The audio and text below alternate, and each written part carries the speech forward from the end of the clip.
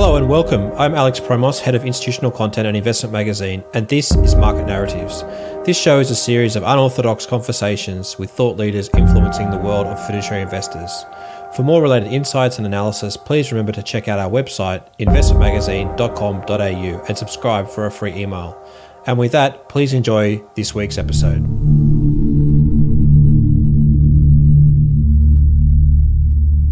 My guest today is Stephen Huppert, an independent consultant and advisor to many institutions as they work on improving the retirement outcomes of Australians. I hope you enjoy our conversation. You're well known now through LinkedIn and your social media more broadly around this tagline, which is not super yet. What does that mean to you? Yeah, so we hear a lot about superannuation. It's one of the largest retirement income savings systems in the world. It rates very highly in many of the surveys like the Mercer Melbourne Pension Index. And I think we do a pretty good job in the accumulation phase. Being compulsory, there are things we can improve on, but most Australians now, most working Australians have some sort of retirement saving. Where we need to do much better is partly in the accumulation phase for people that are disenfranchised from the current system. So self-employed people working multiple part-time jobs and are below the 450 limit in those jobs.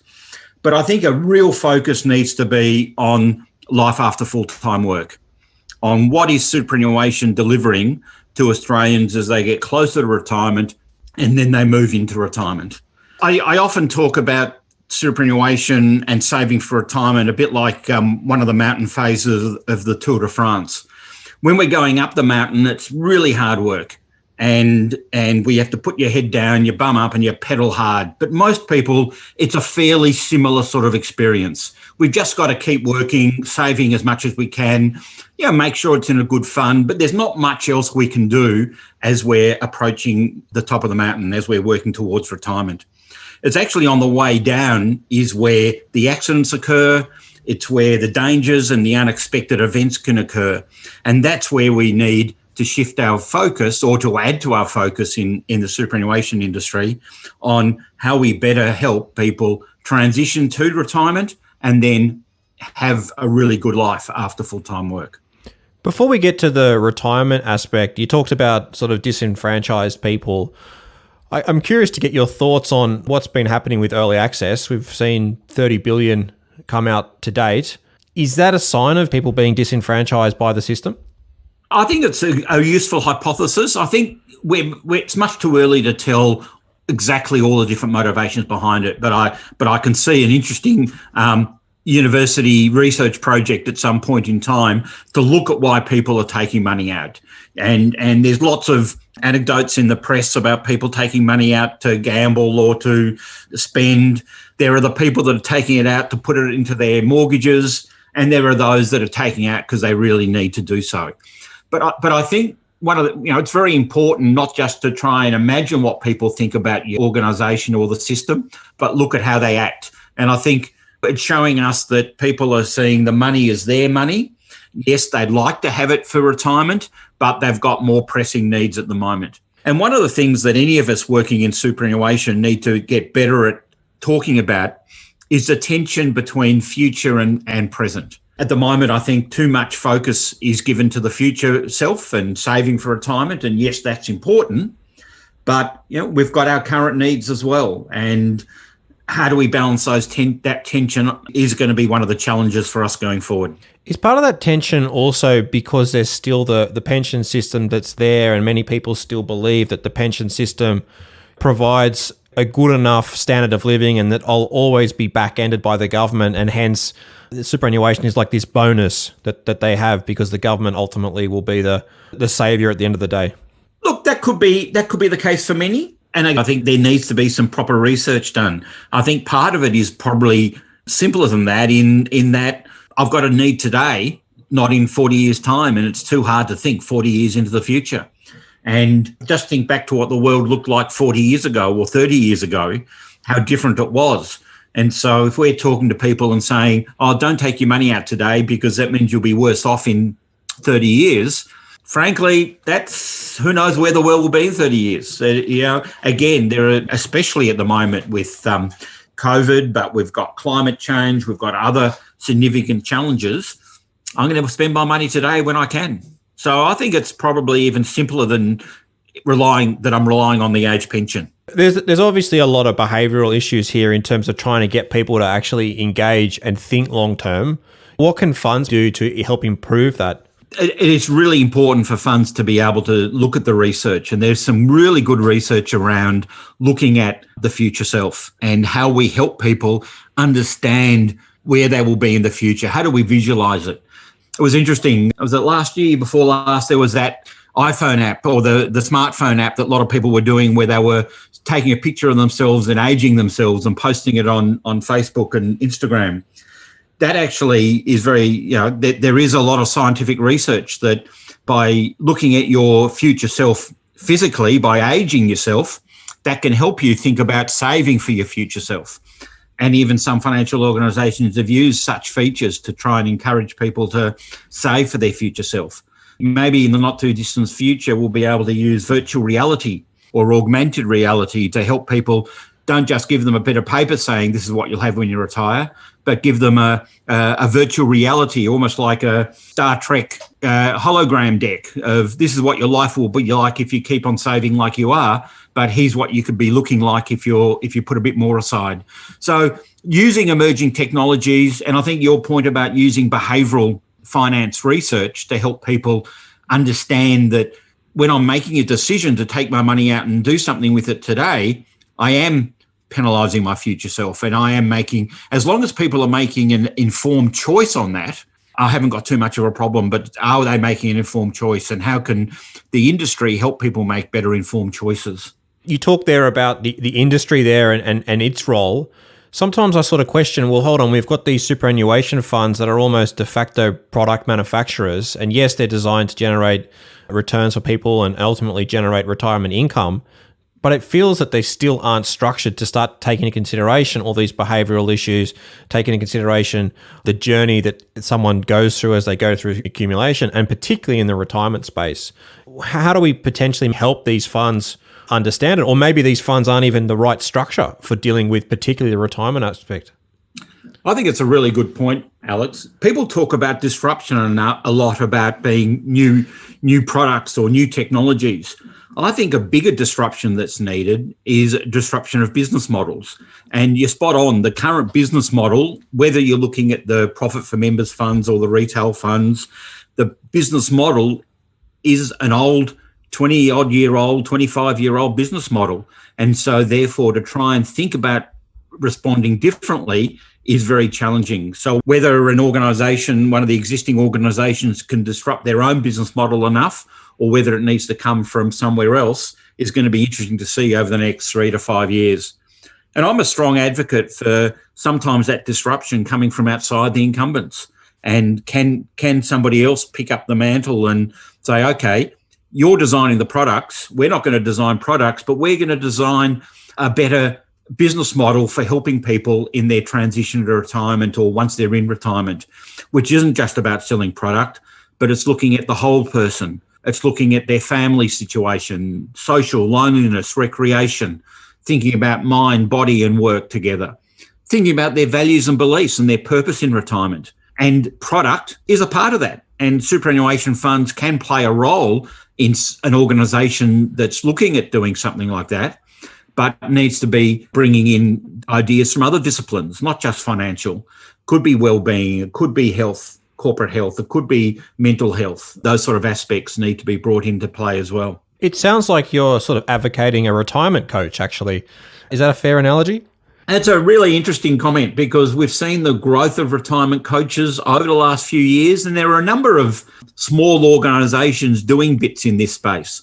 One organisation that I do a bit of work with is called Changing Gears, where they run workshops and coaching programs for corporates for their mature workers. And I've sat through some of those programs and seeing the impact on people. But I guess what I'm looking at is how can that be done at a bigger scale? Because a retirement coach can only get in front of so many people. So are there ways of industrialising that where the superannuation fund can play a role in that, government can play a role, other organisations can play a role in helping to deliver those services? And yes, coaching will be part of it, a digital ecosystem where you can bring in other organisations as well and tap into the experience. One of the things I think we have to recognise is that we all tend to accumulate in the same way, as I said before. So, and we all understand accumulation because we're all living through it at the moment. The transition to retirement and the decumulation and the living after full-time work is complex. I think one of the things that we're seeing at the moment with COVID is that it doesn't matter how well prepared we can be, things happen that we sit back and say, oh, I didn't see that coming. And that's what retirement's like all the time. So for those of us sitting back and thinking how disrupted we are by COVID, we're getting a little bit of an insight into what life in retirement might be like. The real challenge then is how do you actually get people's headspace to understand these risks that pop up, constant different risks that pop up and different challenges.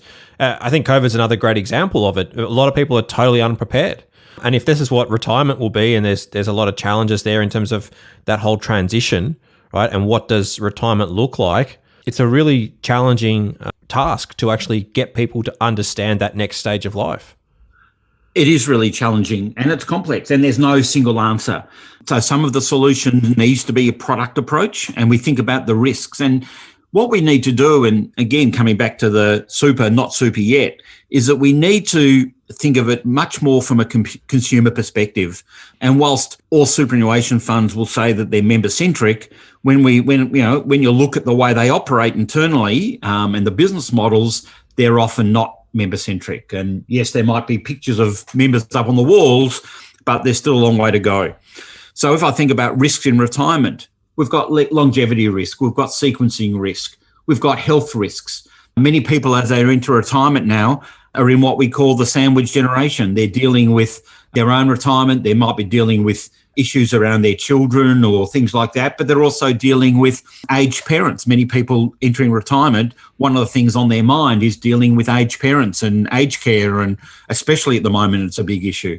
So there's a lot going on when you're thinking about retirement, not just how much money have I got in my superannuation balance. It's interesting also, you talk there about the need to be member-centric, but all these other issues around their family situation, other assets they hold, how many super funds actually have that data?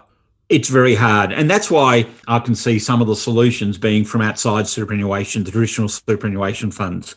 And look, and it's not through want of trying. When I talk to superannuation funds, that's one of the problems they have. And many of them don't even know, they don't even have data about the members' superannuation because they might have money somewhere else. So it is very challenging for a fund to be able to operate. But they do have a lot of data. They can be collecting more data and being able to use that data is critical, but also looking at a broader individual, not just as a member, but as a broader consumer in society. Is there merits to maybe a system that allows super funds to share this back end around sort of member servicing, particularly in retirement, where funds can learn off each other rather than all these individual product managers, I guess you described it as?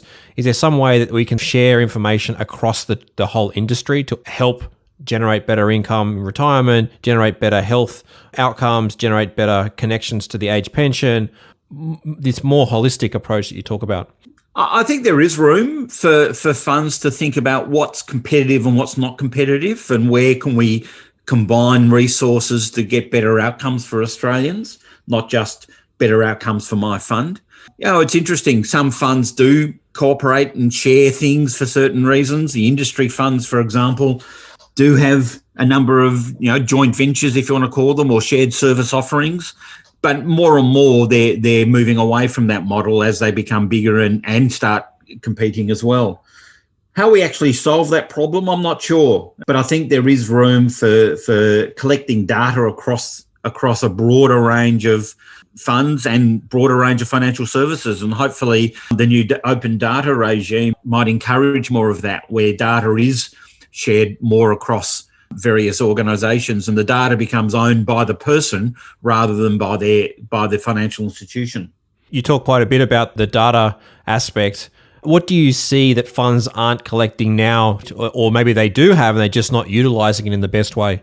I think it's a bit of both. One of the organisations I work with is Laneway Analytics, which supports a number of funds with their data analytics programs. And a lot of it is getting the current data all together in one secure place is one of their challenges, and especially for those that outsource their administration to a third party. And there's some real challenges with getting data they need.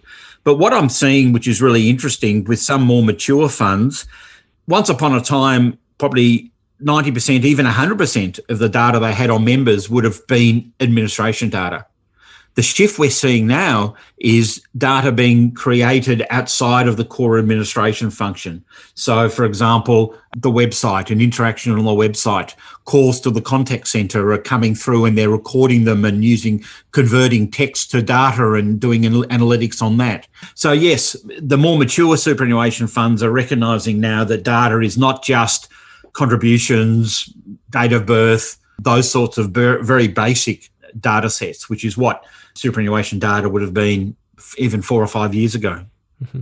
Let's maybe focus a little bit more on the retirement piece. And there's obviously a retirement income review due out very soon. And there's been a lot of discussion around different forms of pension systems or account-based pensions or deferred lifetime pensions.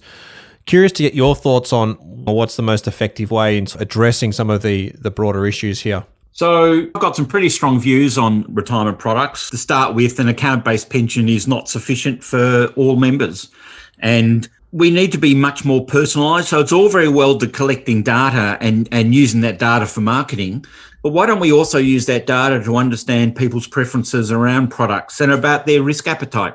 So, for example, longevity risk is one big issue that's not addressed by the system at all. And another organisation I work with, Optimum Pensions, has developed a solution to help protect against longevity risk. And it's not just, yes, you must buy an Optimum pension product. It's saying we need a broader range of products. So longevity risk will be an issue for certain people. Is there a product for that? Sequencing risk or benefit, being able to support my beneficiaries. So people have very different needs in retirement, and to say all we offer is an account-based pension ignores the fact that retirees have a lot of different needs, different risk appetites, and different approaches to managing their life in retirement. And to think we can't solve that problem with a single account-based pension, which runs out of money before people retire. Just to continue on that point on longevity risk, I can see some clear reasons as why they haven't done it, but do you have any specific thoughts around why funds have discounted the need to look into longevity risk? So it's interesting. It's one of the things I do have conversations with funds quite a lot. Part of it is they only have small cohorts in retirement or moving into retirement traditionally, but that's slowly growing now with the demographic shifts we're seeing in the funds. There's certainly a big perception that people don't want lifetime pensions. And that's a challenge. Part of that's the way they're sold and framed and discussed. So behavioural aspects are really important. And part of the problem is a lot of longevity products, it means, you've got to leave the fund to buy an annuity. And funds don't want their members to leave their fund to have to buy an annuity. So one of the things we need to try and look at are what are some of the ways that we can generate longevity risk protection or other more innovative products, but keeping the funds and, more importantly, the member within the super fund that they're in. So I think we're learning a lot from some of the products that have failed in the past. There's been quite a few products launched in the last 5 to 7 years that have maybe had probably less than even double figures in terms of member take up. So it's about learning from that and thinking about we're not going to get it right first time, and it's not going to be one single product that will solve all the problems. I guess another reason for funds being slow to take up the longevity products, many of the funds, maybe even all funds, will be having projects at the moment that are looking at retirement income products.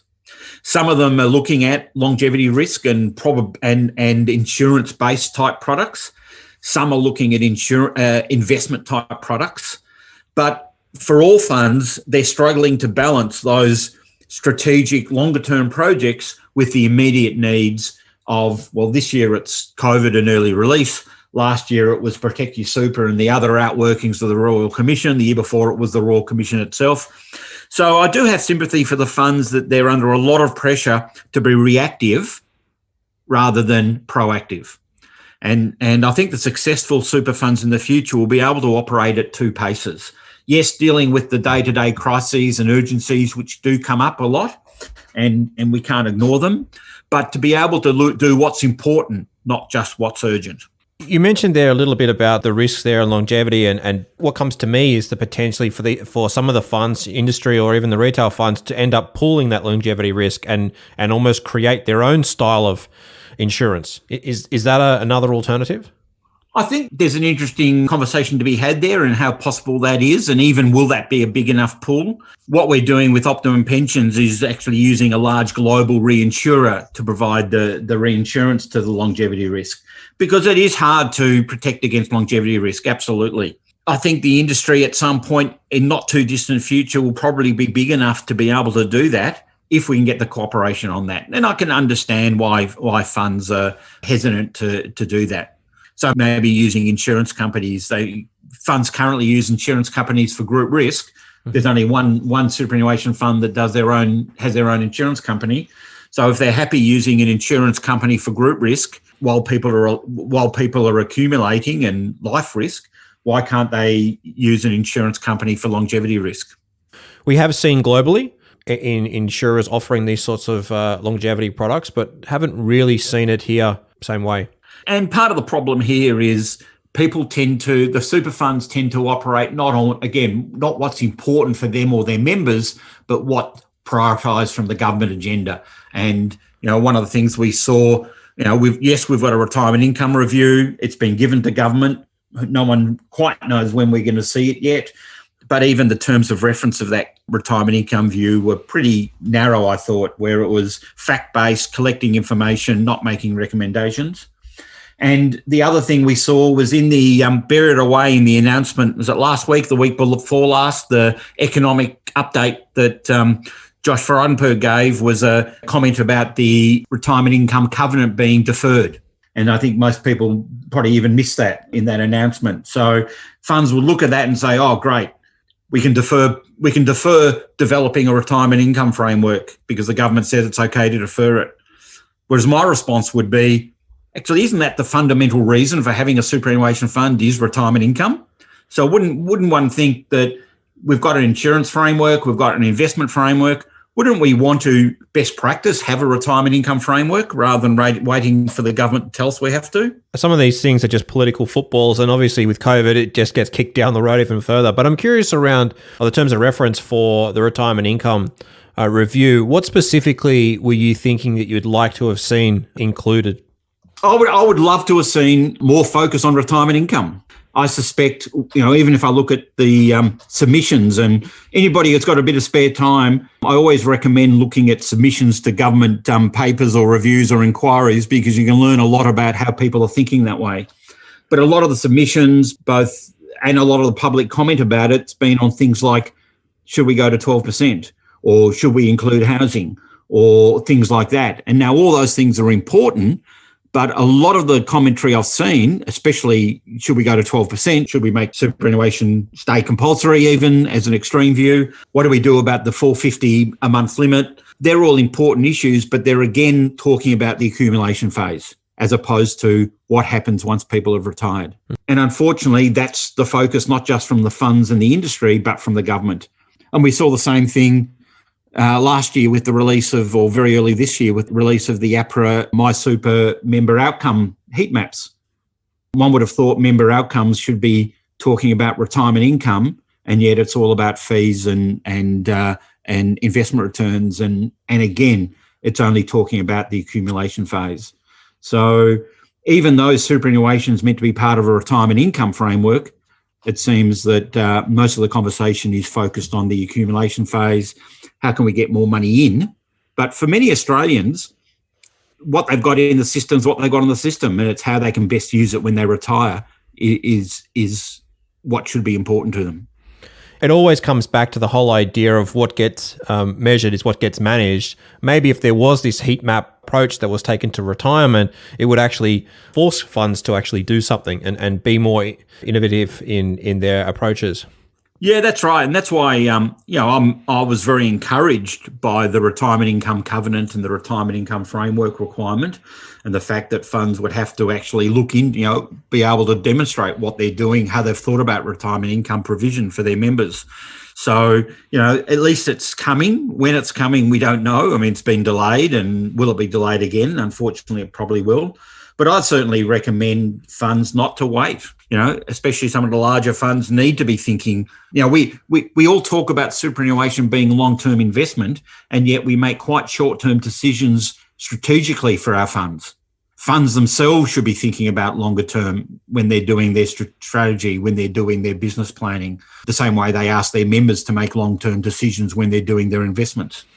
Is there an issue with the funds in terms of their ability to run a business is getting constrained, particularly now with early access? A lot of members have cleaned out their balance. The administrative fees now will probably be decreased for a number of them. Is there an issue for these super funds? Is that one of their excuses that they may use, that it is very difficult to manage the business day to day, but then also be very strategic as they think about retirement income, given how they need to lower fees to such a level? They're constantly managing the competition in this open fund era where people can move around. Is that part of this challenge that they face? That's an interesting observation. I think it's a big part of that if I think about a superannuation fund historically, and in fact, we didn't call them super funds, we used to call them trustee officers, and they didn't have a CEO, they had a fund secretary back in the distant past. And I think, and the job of a super fund or the trustee office was to manage the regulations, SIS, and to manage outsource providers. Now they are fully fledged financial services business that do need to think very differently. And the last probably 5 to 7 years, we've seen many funds slowly adapting and struggling to adapt, but know they need to. And I think we're still on a journey there. And funds do need to become fully fledged financial services businesses with a very different focus from purely the fiduciary and fiduciary duties. And I think it's certainly not an easy task for a superannuation fund to manage both. And I think looking forward, the successful superannuation funds will be those that can run as a business, to be innovative, strategic, forward-looking, but also have the members' best interest in heart. Now, how to do that? There's no simple answer.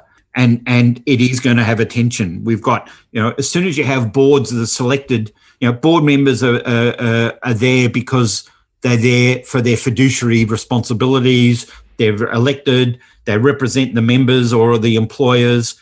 That's a very, very important function of a board.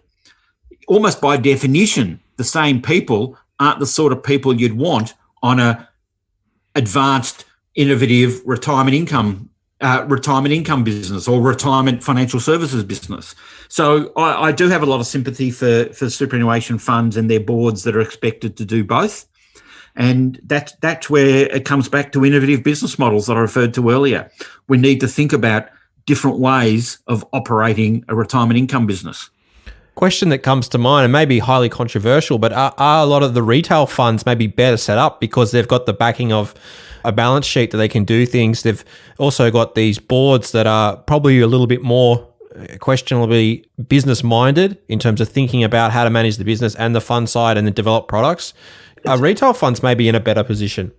Well, it's funny you should say that, because certainly pre-Royal Commission, my thinking on this, and it's something I've thought about a lot, my thinking on this would be that you almost do need two boards. One board as the trustee board that is 100% focused on the member, and the other board being the equivalent of a corporate board with people there that understand technology and innovation and customer and all that. And knowing that those two boards will have differences of opinion and difference of priorities. And that's exactly the model in the retail funds, because if you look at any of the retail funds, buried away in them is their Office of Trustees. NAB have got Nulis, which became very prominent in the Royal Commission. So that model of having two boards, I did pre-Royal Commission, I thought that would be an interesting thing to try at an industry fund. Unfortunately, the Royal Commission highlighted where that goes wrong, where that tension between the company, the corporate board, and ultimately the shareholders in the company, and then the fiduciary board, the regulatory board that's looking after the members. How do you resolve that? And we saw, unfortunately, that was resolved the wrong way in many retail funds, and the Royal Commission, brought that into stark relief. However, that shouldn't stop us thinking about innovative business models. I'm not going to give you an answer because I don't know what the answer is, because I thought I was getting close pre-Royal Commission. But is there a way for a large industry fund to be able to do both, to be able to be a forward-looking, strategic financial services business competing against organisations like Google and Apple and Amazon, and at the same time be the best trustee board they can be? They're challenging, and I'm glad I'm not one of those on one of those trustee boards at the moment, because how do you balance that off? But I think, again, as I said, I think the successful funds, when we look back in maybe 10 years' time, the successful superannuation funds that are going to be those that can manage that tension, can manage both the urgent and the important, but also reorganise their business models to be able to thrive in the uncertainty. Because we can't just say, things will get back to normal, then we'll be able to operate again. The rules are going to keep changing. The economic environment's going to keep changing. The competitive environment's going to keep changing. The technology environment's going to keep changing. And the successful companies are going to be those that actually welcome that change, because they're going to be able to thrive in that change and see that constant change and disruption as actually their competitive advantage. All right. That's been a fantastic conversation. Thank you very much for your time today, Stephen. A pleasure, Alex. Thank you. Thank you for joining us.